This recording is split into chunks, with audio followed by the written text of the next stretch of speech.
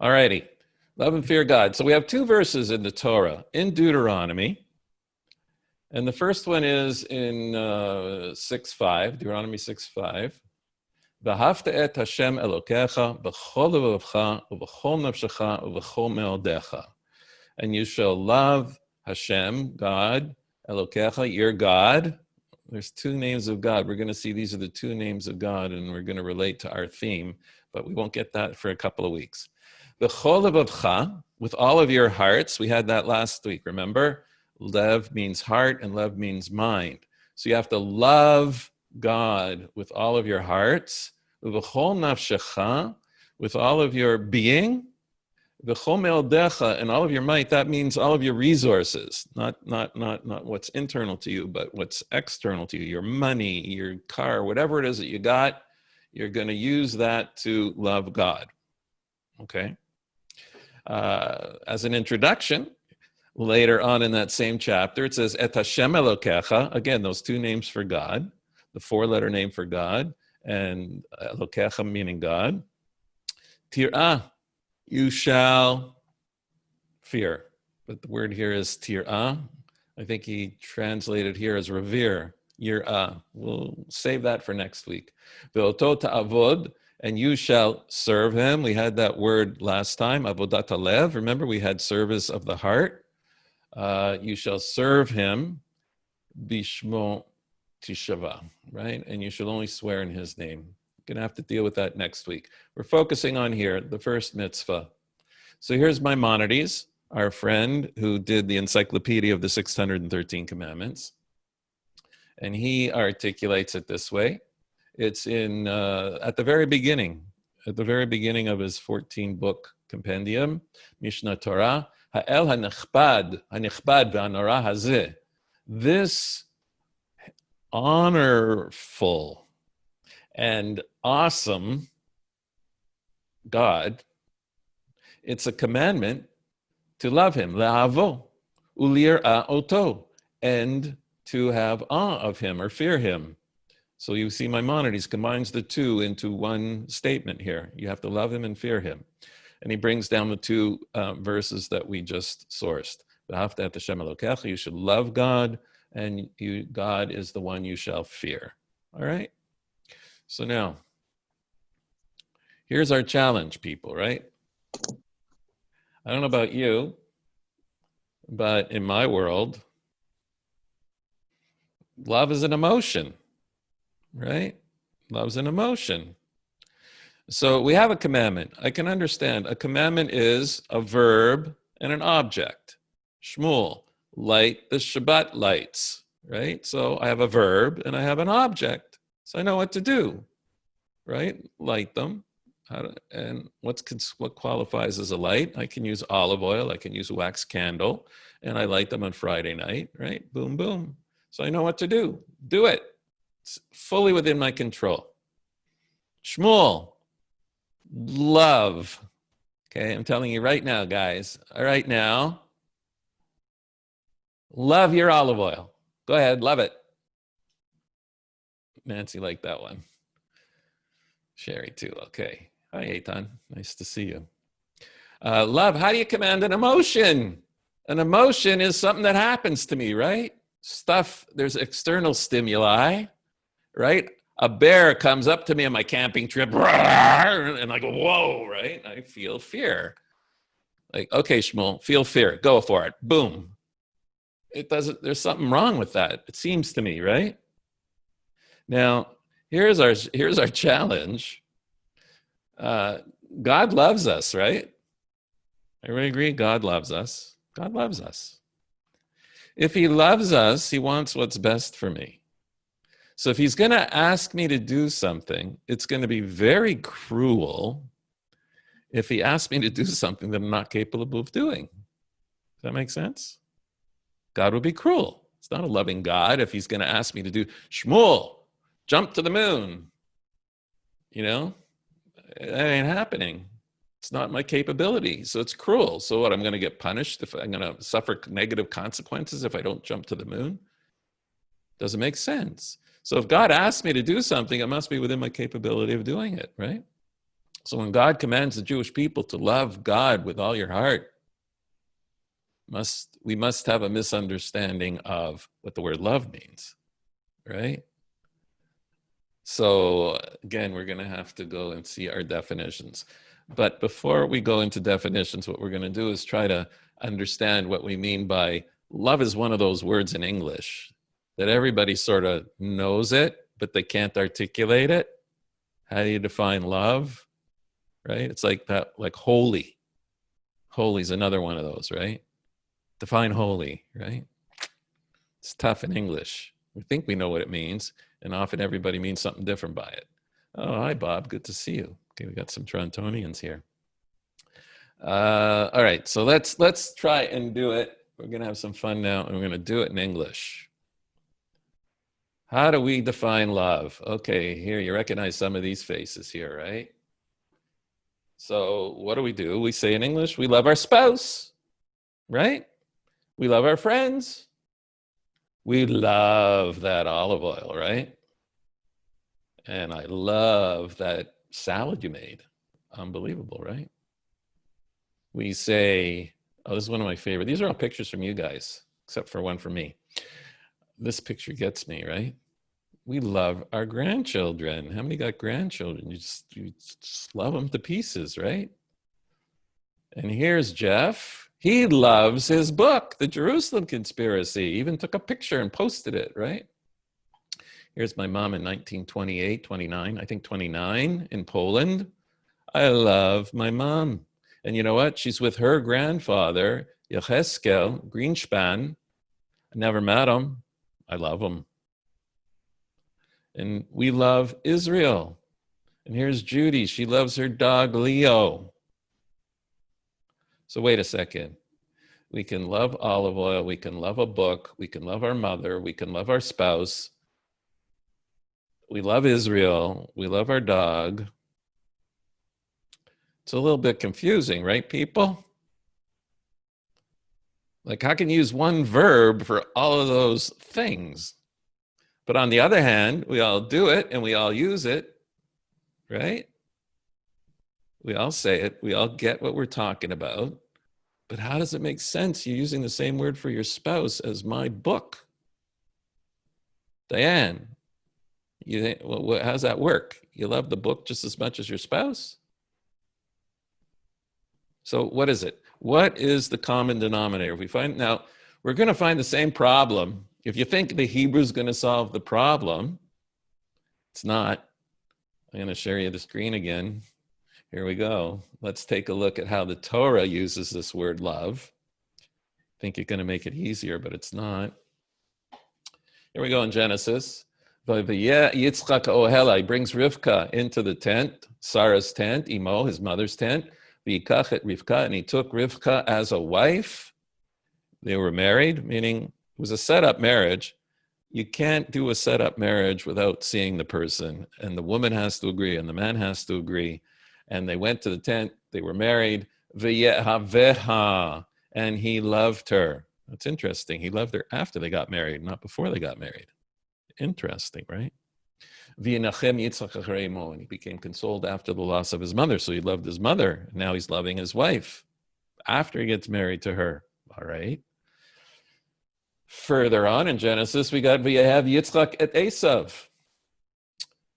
Yitzchak, Isaac, loved Esav, his son. Really? The one that wasn't such a good guy. Ki tzai b'piv, because he hunted with his mouth. Or, here he had a taste for game.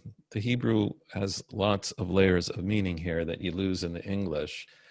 Tzai b'piv. Now, it's interesting, it was conditional. Yitzchak's love of Esav seems to be conditional. Rivka ohevet et Yaakov. And Rivka loved Yaakov unconditionally. Okay.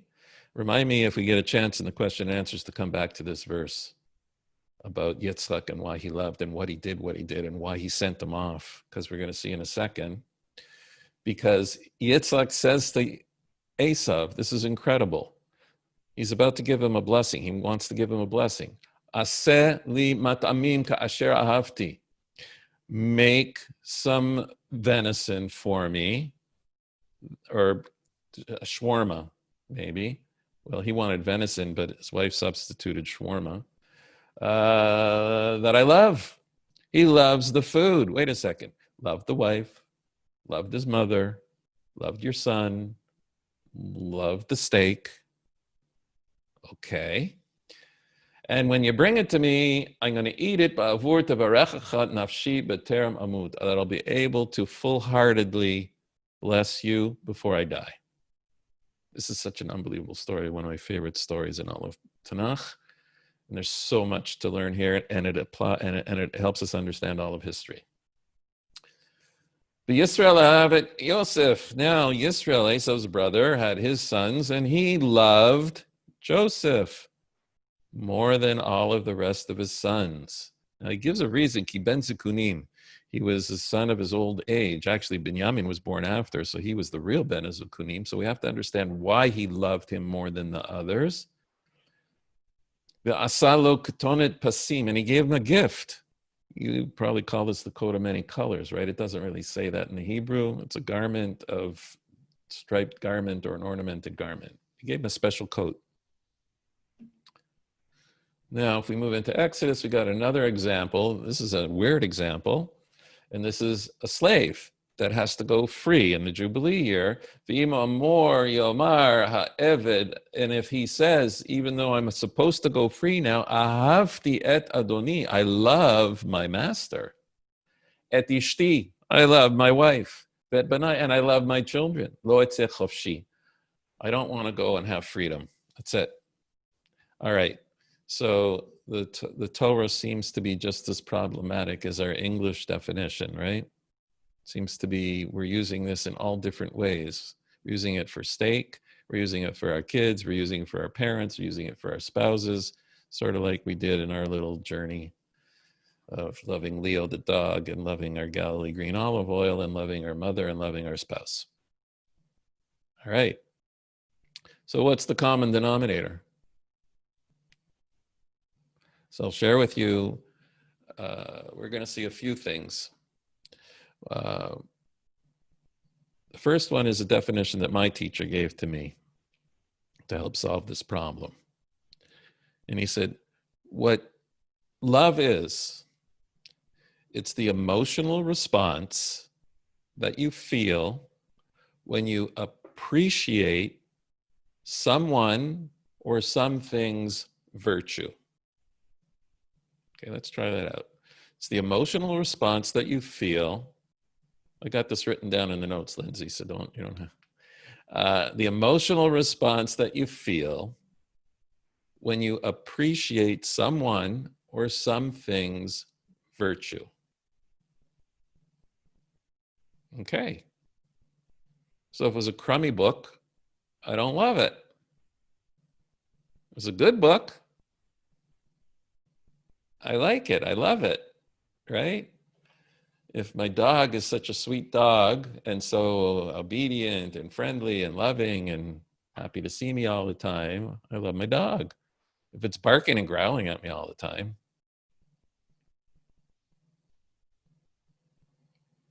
right? The appreciation of someone or some thing's virtue. Anybody, when you were teenagers, have a favorite rock group? Actually, I have a friend at 9 p.m. in Israel time, Gershon Wachtel. He does piano concerts every night.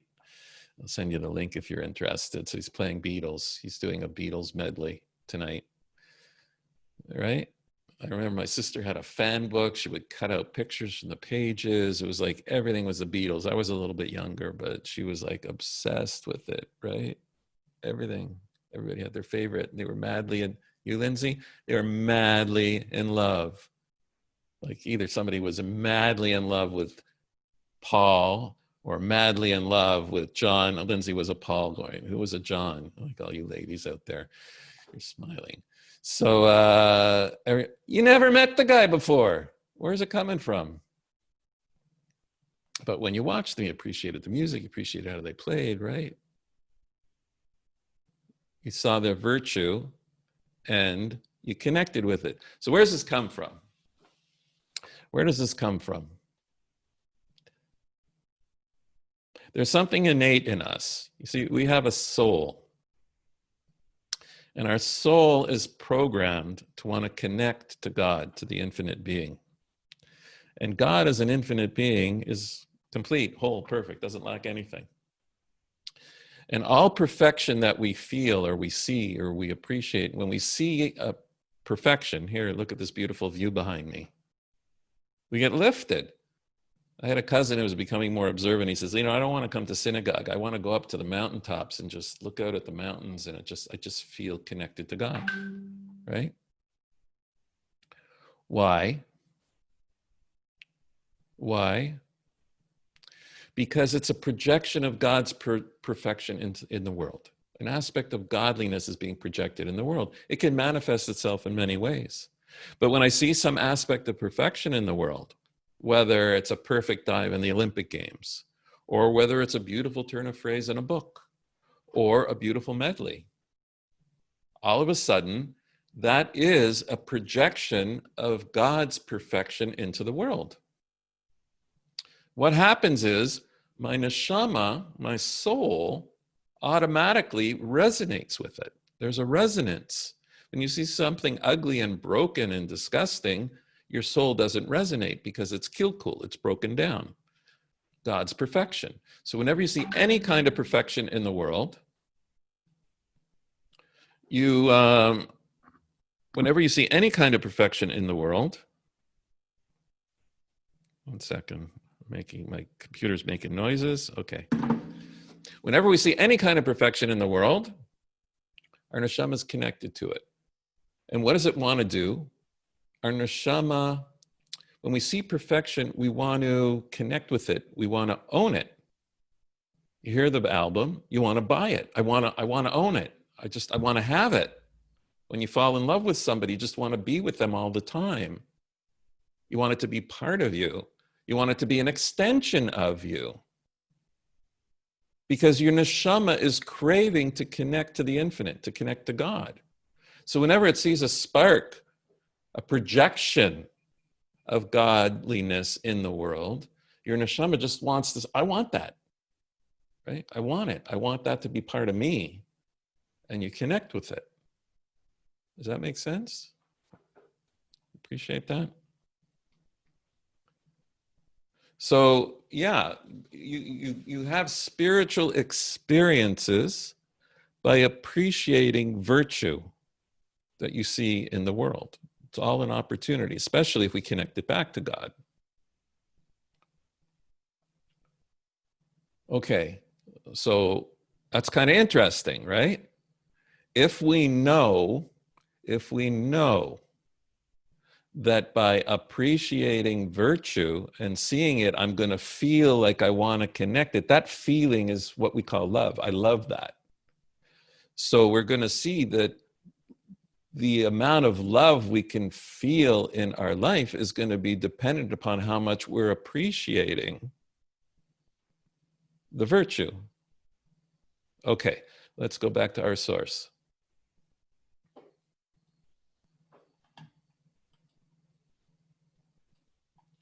So Maimonides tells us, he just doesn't tell us, this is the mitzvah, love God. He's going to tell us how to do it, right?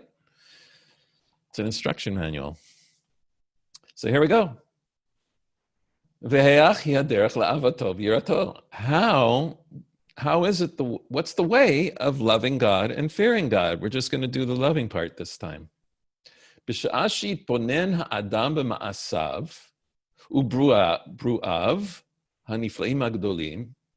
When a person contemplates, when you're thinking and you're focusing, you're looking at this landscape, or you go out on a dark, moonless night in a clear sky up in the country, like where we're sitting here, and you look up in the sky and you see the stars and the galaxies. Whoa. And you realize that this is a creation of the Almighty King of the universe. And you understand the amazing design. I just had friends had a baby.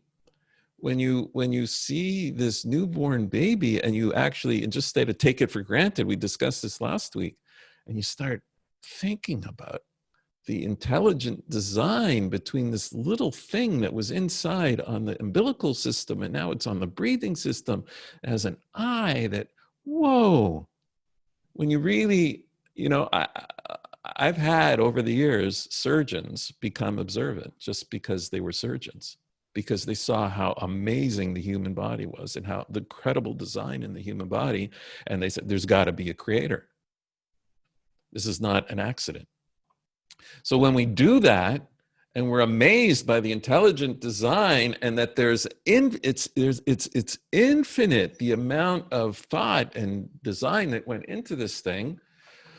Immediately you will love, you will feel praise, you will exalt, you will have a taiva, you will start lusting to want to connect with that, to know the creator. So this is awesome.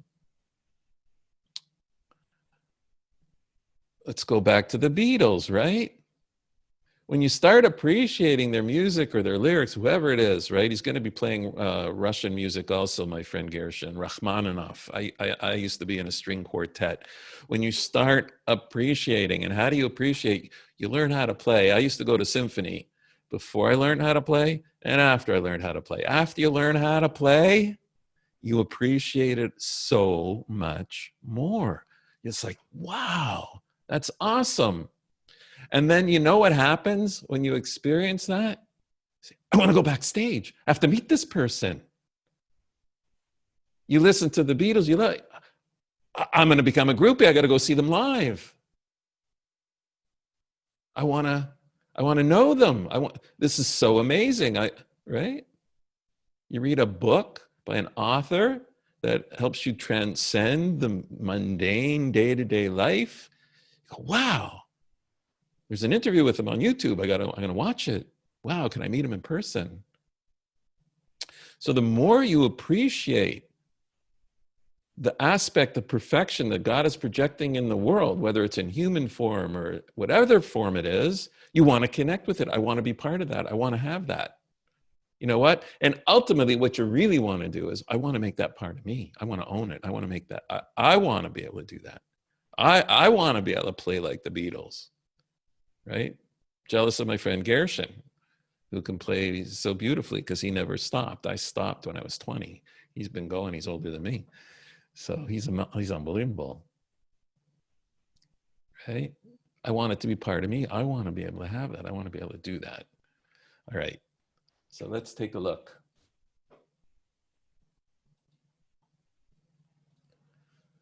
So just to review.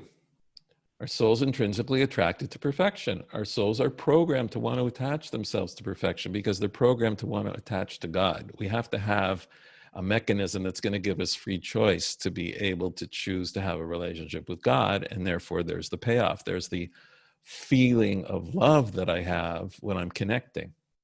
And any and all perfection found in the world is simply perfection of an aspect of God's perfection. And appreciating perfection in all its forms therefore is a spiritual experience. When we love something, we want to own it. But more than that, we want it to be part of who we are. And we want to attach to it and become one with it. And we call that in Hebrew dvekut, attaching to God. Prayer that we talked about last week is an aspect of how we feel dvekut, how we feel attached. I'm talking directly to the Almighty. Right? I'm having a backstage, I'm visiting backstage, one-on-one. That's what tefillah is all about. All right. So now, we're going to do something really quick now to show you how this is true. Right? I'm going to play the love game. What's the love game?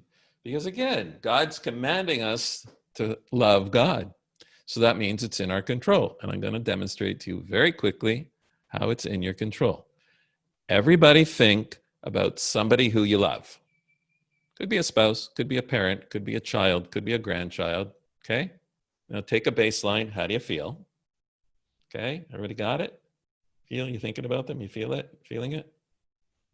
Okay. Now, I'm not going to pick on you, but each one of you Now think about that person, and now think about one thing that's amazing about them, right? Think about it.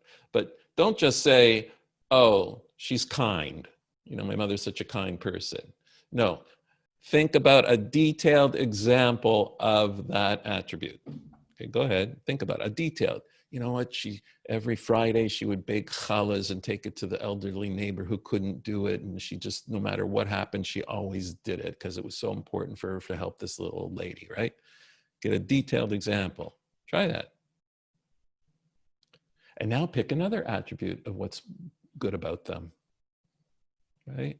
Maybe they're smart. They smart? Don't just say they're smart. Give an example how they were smart and it like, whoa, or whatever it is, right? Second one. Now do a third one. What's another trait of this person who you love? Think about it, but detailed example of another positive attribute. You got it? You doing it? How many are feeling a little bit warm and a little bit mushier about the person than when you took the original baseline and you said, I love them? You hear it? You feel it? You don't feel it yet? Keep going. Get out your piece of paper. Write out the list. Think about it. You know, my Rosh Hashiva used to say, he said, you know, when you had a really rough day of work, and you're coming home from work and you're like exhausted and it's like there was a war out there and all you just want to do is like crash and like, oh, you know, walk in the door and the kids are all going to be screaming, running around wild. It's dinner time and everything going to be flustered, right? You should take out your piece of paper of a list of 20 things that you got written down, this detailed list of all the positive attributes of your spouse, right? All the positive attributes of your kids before you knock on the door, before you walk in. You hear it? It's in our control. And I'll prove it to you.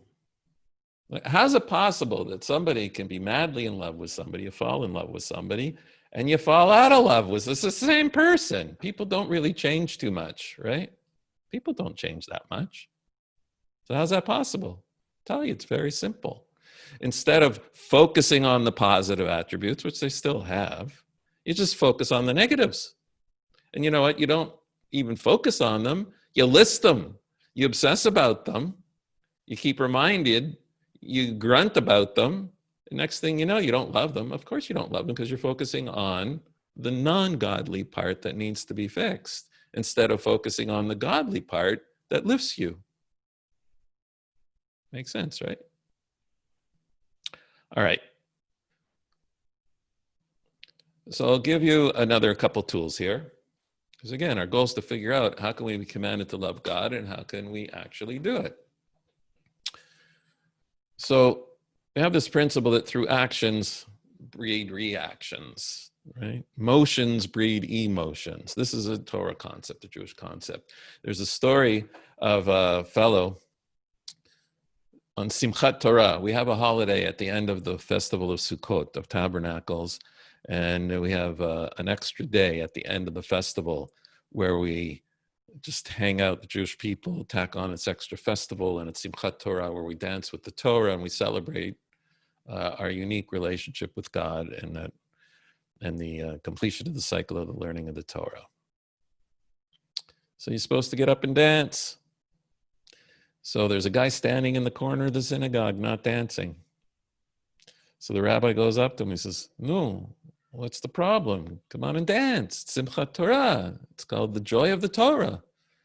He says, no, Rabbi, I'm not feeling so great. You know, I'm feeling a little down. And if I went up to dance, I'd feel like a hypocrite because I'm not happy. So like, how can I be dancing if I'm not happy?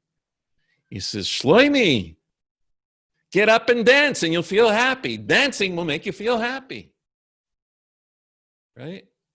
Our heart goes after our actions, right? Our heart goes after our actions. So we're going to look at the Sefer Chinuch, and he's actually talking about a different mitzvah, the mitzvah of remind ourselves of the commandment to remember of us going out of Egypt.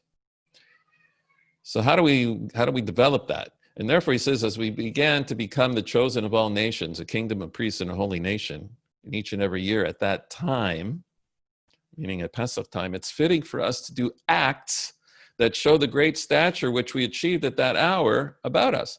And in the act of reenactment that we do, this thing is placed in our souls for eternity. Whoa, now you're going to learn something. Well, here, let's continue. You must know that a person is acted upon according to his actions, meaning what we feel, what happens to us is based on what we choose to do, and our heart and all of our thoughts always follow after the actions. Whatever I'm busy doing, that's what I'm thinking about, whether it's the good or the bad. And I feel emotionally connected with whatever it is that I'm doing. And even though a person whose heart might be, he might be a complete sinner, he might be a total bad guy, and everything that he does is only for evil, if he becomes enlightened, at least intellectually, he's got to change, and he puts effort into learning Torah and commandments and becoming a good person, even not for the sake of heaven, he says, even just because he knows it's going to work out better for him. If he does that, then his emotions will be drawn after his actions, he'll be lifted, and he'll be a changed person. So now you can understand that Passover for us is not a commemoration.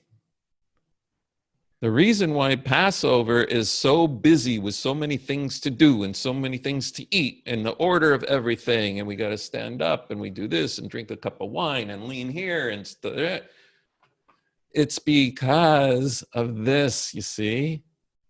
It's an experience. God wants us to do the action so we'll feel the feeling. He knows just to go, yeah, feel free. Can't do that. Love God. Just can't do that. I need an action. I need something to do in order for my emotions to get lifted. You see that? The Jewish festivals for the Jewish people are reliving the experience. It's not a commemoration of the experience. If you're not Jewish, you can have a commemoration. Say, this is what happened to the Jewish people. Beautiful. For us, we have to get ourselves to the level where we're feeling what they felt. Because we have to feel what they felt. That experience was transformational in order to become the kingdom of priests. If you don't experiencing that, how can you actually be that? How can you choose to be one of the nation that's teaching the world about God if you never went through that experience? So that's what we're doing with the festivals. Now, what happens if it doesn't happen automatically? Sometimes you got a good Seder, sometimes a bad Seder. I know I'm supposed to doing it. I'm doing it. I'm not feeling it. That happens to me. I'm not a naturally spiritual person. I'm a computer math guy. I'm very dry and I'm very intellectual and if I don't understand it, I'm not doing it. That's who I am. So it takes me a long time for my heart to catch up with my head.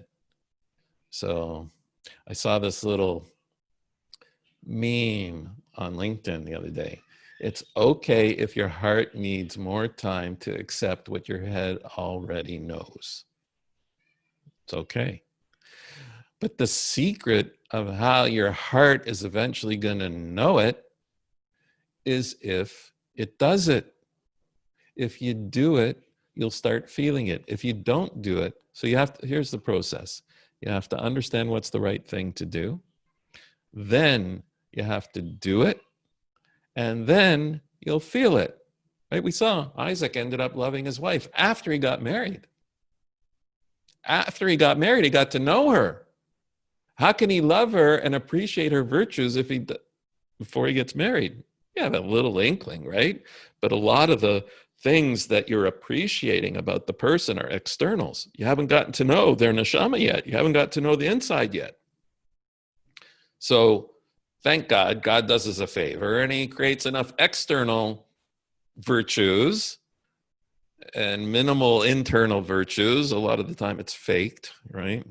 But whatever, to get us to the point where we're willing to commit. And it's only then we're going to begin understanding what the virtues really are and emotionally get connected. All right, so here's a question I'm going to ask you. Cute picture here. Do we give because we feel love? Or do we feel love because we give? Hear that one? Do we give because we feel love? I'm in love with the person, so I'm giving them some flowers. Or through giving, we feel love. How many vote? Which way do you go? You give because you love somebody. How many say you give because you love somebody? Okay, we do. I give, I love somebody, I give them a birthday gift. But how many think that when you give, you feel love? All right. So I'll prove to you, you say, well, how could love create give, right? How could it breed love? And I'll give you an example. Who's got grandchildren? Some of you got grandchildren. Some of you got babies. Everybody got grandchildren. We got an older crowd, thank God. So the little baby comes out and you love it to pieces. But who loves it the most? The mother, right? The mother loves the baby the most, right? What's the virtue of the baby? It poops, it spits up on you, dirties your clothes, keeps you up all night, doesn't let you sleep. Take, doesn't care about what you're doing, when you're doing, what's important to you. Total selfish taking thing. Not very godlike. God's a giver, right? So you have this thing that really has no virtue. It's all taking, spitting, burping, crying. And who loves it the most? The mother. Why? The grandmother? Not the grandmother, Nancy. The mother. Why? Well, it depends on how much you're babysitting, right? The more you invest in that child, the more you give to that child, you love them, the more you love them. You all know this. If you're lucky enough to have more than one grandchild, sometimes they live in a different city. You're having more time with some of them, so you're sitting reading books for them and you make them a sandwich, right? So you can't help but have a deeper connection and a deeper love with the ones you're invested more into, that you've given to. Now we have to understand why. Why is that? So first, before we do that, everybody appreciate that, right? If you want to feel love, if you want to love somebody, give them something. Give them something. You get into a fight, give them something. And the best thing to give is something of yourself, right? Not just something you can buy. All right, we're going to get into that. We've got to keep moving here. It's 7:41. All right, we're going back to our sheet here. So Eliyahu Dessler, he was in the 20th century in England. He says, every positive emotion stems from giving and flows outward from us to others, whereas every negative emotion revolves around taking for selfish motives. Okay? Indeed, the root of the Hebrew word for love, ahava, here it is, ahava, is hav. The Aramaic word hav means to give. So at the essence, at the root of love is giving. So in other words, giving leads to love. Love is an emergent property of giving. Okay, so now we get to our problem. Great. So now I want to feel love to God, right? I want to feel love. I have an obligation to love God. So one, I look at all of his amazing creations, all of his amazing attributes. How can you not, listen, me as the Jewish people, how can I not love God? We go into exile because we're stupid for 2,000 years, but God says, I'll keep my promise. And he brings us back. How could you not love God? That's so awesome. It's so awesome. And he kept the land empty for 2,000 years so that nobody built a giant country with lots of people and cities so that when we came time to come back, it'd be full with all kind of people. No, he kept it empty. Mark Twain said it was like this desolate nothing, no fruit, no people, God-forsaken place in 1867 when he came Innocents Abroad. God kept it empty. And then when we started coming back in the last half of the 1800s, all of a sudden, boom, right? Cities, skyscrapers, 8 million people. Wow. How can you not love God? He's awesome. Okay. So God's infinite. We're supposed to love God. So that's one way we appreciate what God does and God's virtues. But you want to love God? What's Rav Dessler tell you to do? You got to give him. Give. The more you give to God, if you're a taker, nobody wants to be a taker. But I'm finite and I have needs and God's given me everything. I want to be a giver. If I can give to God, then that's going to increase my love for God. Make sense? The more I give to my child, the more I'm going to feel connected in love. All right, so the more I can give to God, but I got a problem, right? The dad that has everything, that's God. He's infinite. What do you get? A father who has everything. You're going to get God a tie. All right, so we already know. We can't give God. What can you give? What can you give a parent? What does a parent want that has everything from their kid? So here we know a korban. We had the temple. We brought a korban. We want to feel close. We want to feel loved. We want to love the one we're with. We give a gift. So we bring a korban, and that's called a close maker, right? It's not a sacrifice. I'm not giving up anything. It's actually something that's important to me that I'm giving to God. I'm giving a sacrifice, a korban at the temple. But what does a parent really want? Give something of yourself, right?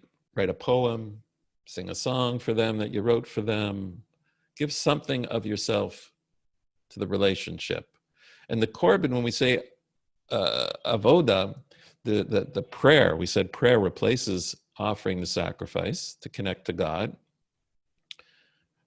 We're giving him our time. What's the most precious thing you have? Is your time.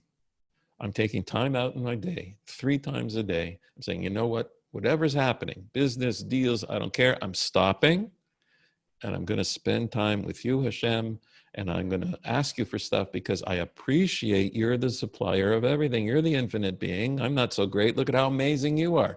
So when I'm asking you for everything that I need and praising you before I ask, I'm appreciating who you are, so feeling love.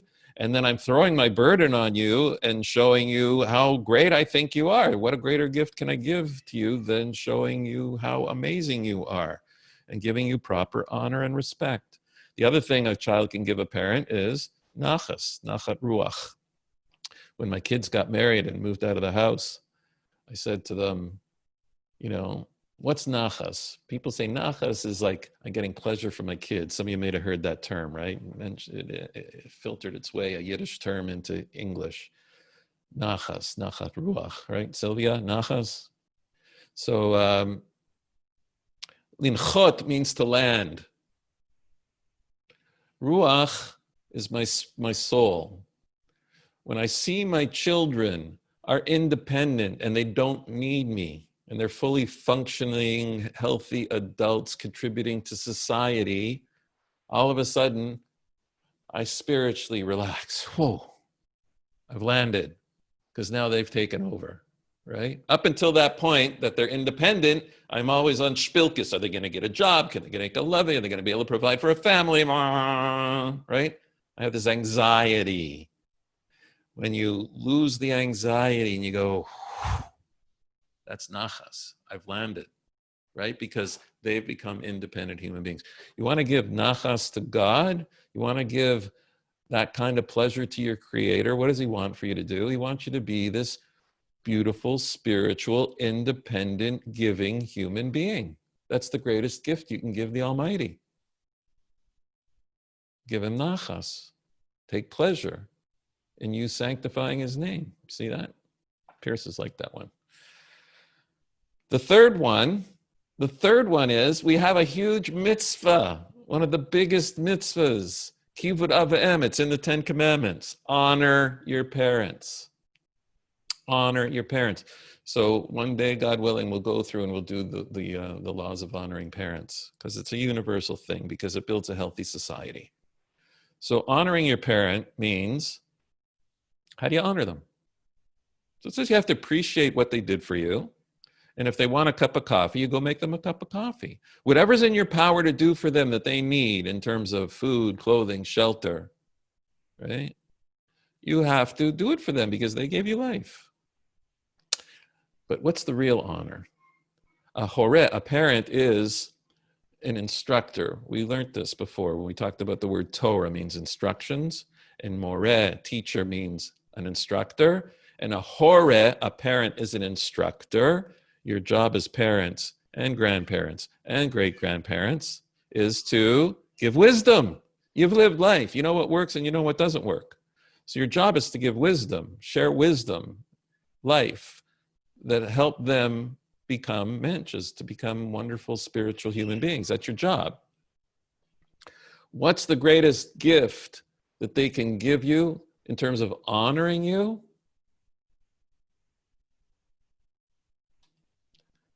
Take your advice. Take you seriously. Kavod means weight. Kaved means heavy.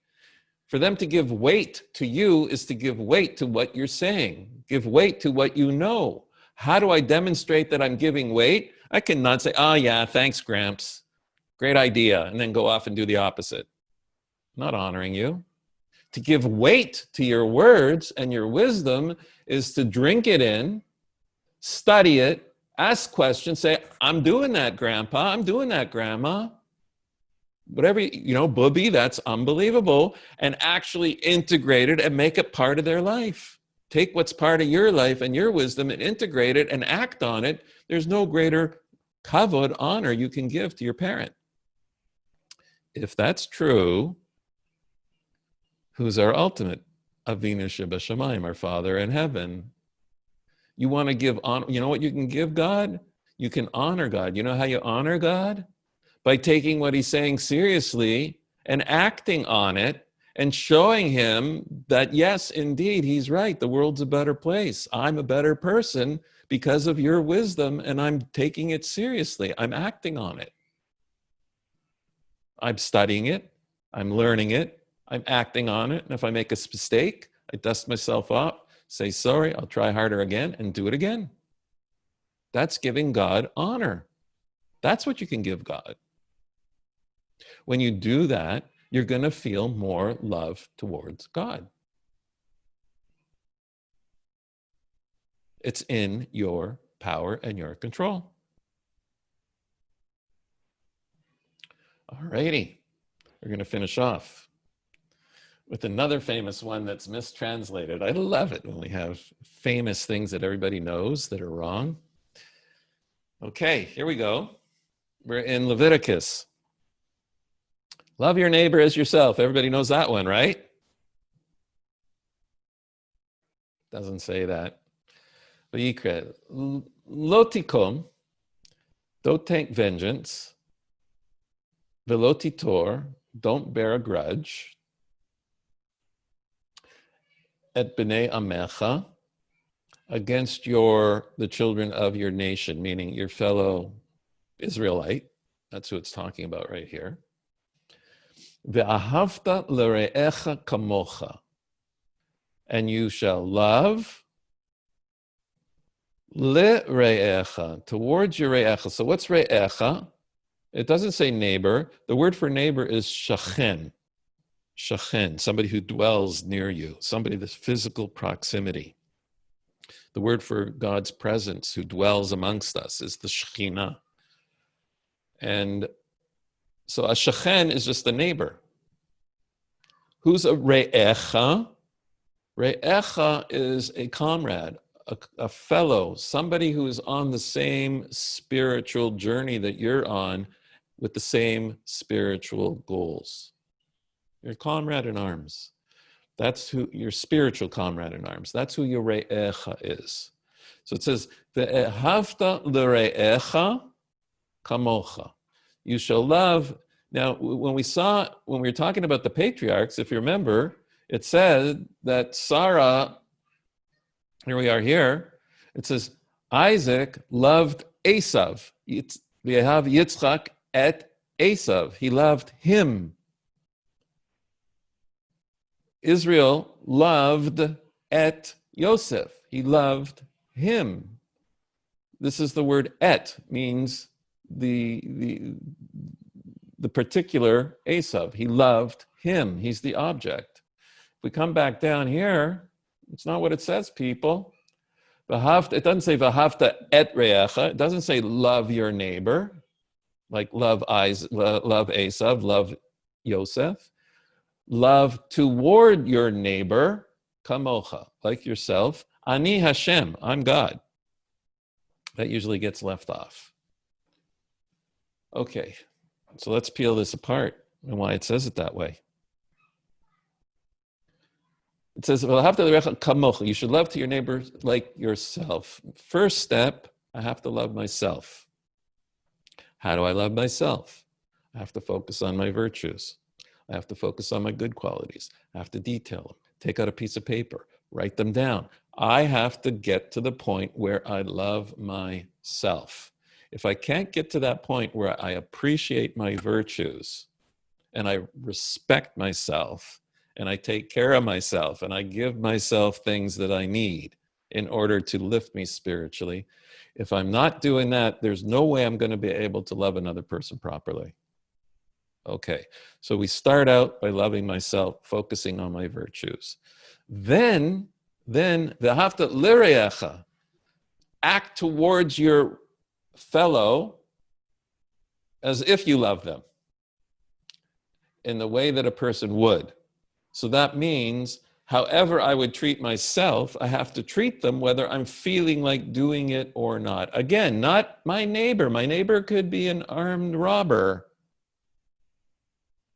I don't want to necessarily treat in the same way, but somebody who I might not really understand or not know too well or not really care about or might have some negative traits that annoy me, like he mows his lawn at 7 o'clock in the morning every Sunday morning and plays loud music at night, but we're still on the same journey together. Spiritually, we're members of the same nation working towards the same goal. I have to love him as I would myself. So I have to treat him the way I would want to be treated. Now, the other thing it means is I have to invest in that relationship. I have to give into that relationship. Just like when I'm loving God, I have to invest in the relationship by talking to God, by respecting God, giving God honor, right? I have to do that. I have to invest in that relationship with my re'eh, my fellow. And the ultimate way that I can do that is I should be giving of my positive attributes, because the greatest way to create that bond and feeling the love, let's say I'm more patient and my fellow isn't. And if I can teach them patience, and the patience was something that I respected and loved about myself, and now I've given it to them, and now they've integrated it, guess what? When I recognize that trait in them, the thing that I appreciate about me that makes me feel good about myself, it's going to make me want to love him because now he has that trait. You see that? Giving of yourself, and this is what the Almighty did when he created the universe and created us. He gave of himself to something other than himself. He is kind. He created people who can be kind as well. He gave of himself to something other than himself.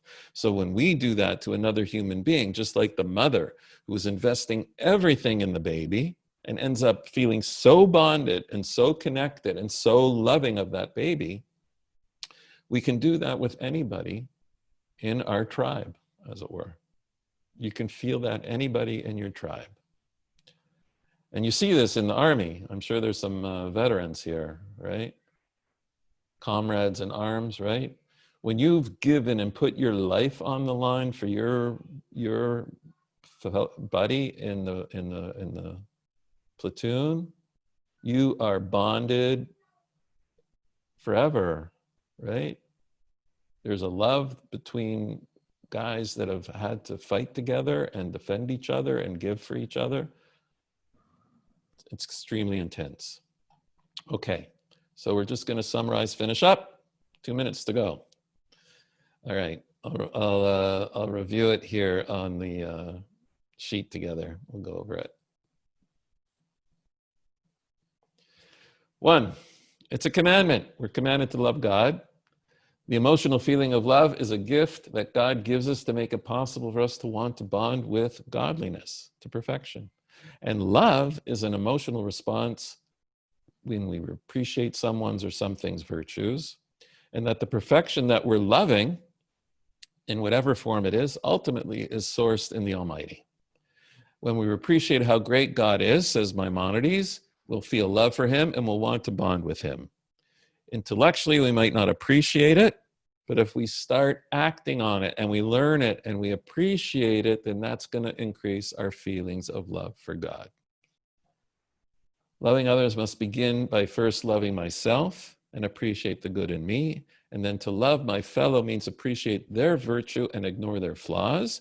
And if I give of myself, of my own intrinsic good to another, whether it's a spouse or a child or a friend or somebody who lives next to me on the same page, now it's inside of them and I can love them. I love myself because of it, and then I'll increase my love for them. So our tools for increasing my love that are in my control for God include bringing a gift, meaning a sacrifice, a korban, or talking to God, meaning prayer, studying God's virtues, including his wisdom, which is the Torah, emulate God's virtues, his kindness, his attributes, enumerate my blessings in the morning so I can appreciate what God does for me, and do what I can to invest in my relationship, which includes taking out an hour at noon once a week on Wednesdays to study his Torah, right? Right, Cindy? So listen, I don't know about you. Before this hour started, I had a baseline feeling how I was feeling about God. And now at the end, I feel differently. Who feels differently today? I'm feeling more love of God having gone through this process. Why? So we got it all written down here. Now you know. It's formulaic. If you delve into God's wisdom, you go, oh, this is unbelievable. I can go and get pop psychology books. I can go hear this. I can listen to somebody on YouTube with an expert. This is crazy. God's so smart. It's unbelievable. You got to love him. I want more, right? Don't you want more? Your soul just wants to keep going. You know, sometimes in the beginning when I was teaching, you know, it's 8 o'clock, we'll finish up here. That's all I want to say. But when I first began teaching, at the end of the class, I'd say, okay, questions. We're going to do that now. Just people would just be sitting there stunned, right? Just like, and not want to turn it off either. It's like, what's going on? You hear that? Why are they like staring at me, not wanting to turn it off, and not asking a question? Now you know. Right? Now you know. Your neshama was connecting with it, and just like the Beatles just finished their last song and just want to play another one. More. I want to connect with that. All right, so my bracha, my blessing for you is that you take these tools and you use them to bring more love into your life. It's just so easy. Just got to take the tools, and whatever you learned about how to feeling more love for God, you can feel more love for anybody in your life just using the same tools.